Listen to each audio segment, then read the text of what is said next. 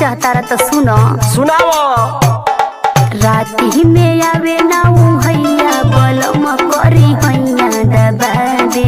राती में आवे ना भैया बलम करी हैया दबा दे। राती में आवे ना भैया बलम करी हैया दबा दे। ले आई कवनो दवैया बलम करी हैया दबा दे।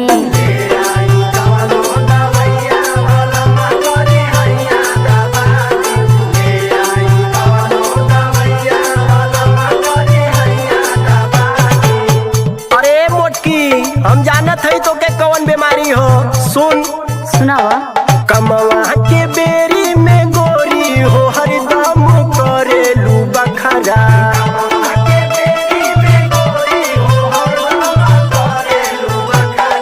कमवा के बेरी में गोरी हो हरदम करेलू बखरा। अब काहे धनिया हो हमसे देख हवैलू यतना तू नखरा।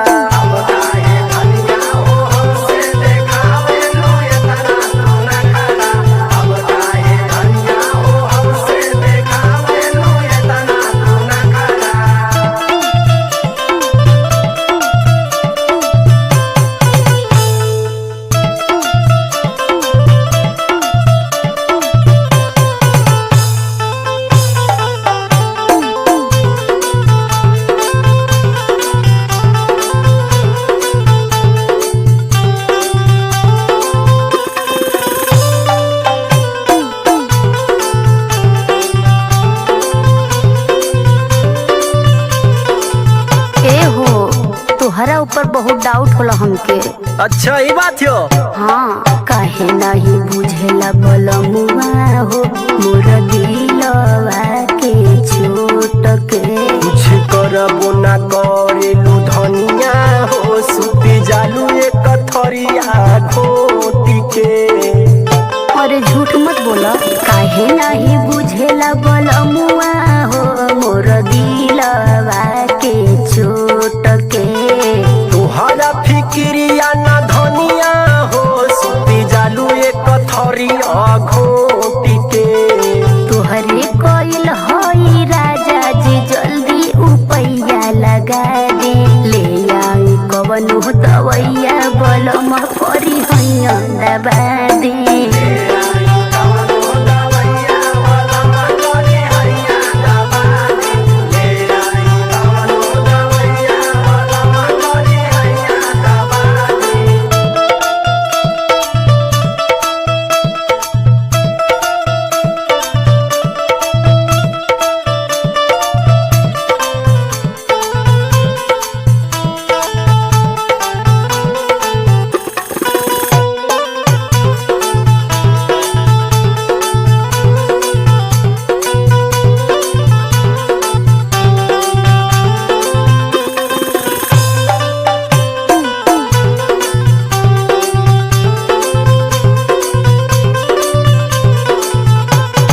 तहरा ऊपर आखिरी गुस्सा बरल बा सुनो। हाँ ते आज तो सुनाई दे। आज लेना बतिया मनला हो सुना रविंदर दीवाना। एक ही बतिया बोली सजनिया हमारे लू तो ताना। अच्छा हम ताना मारत हई। आज लेना बतिया मनला हो सुना रविंदर दीवाना।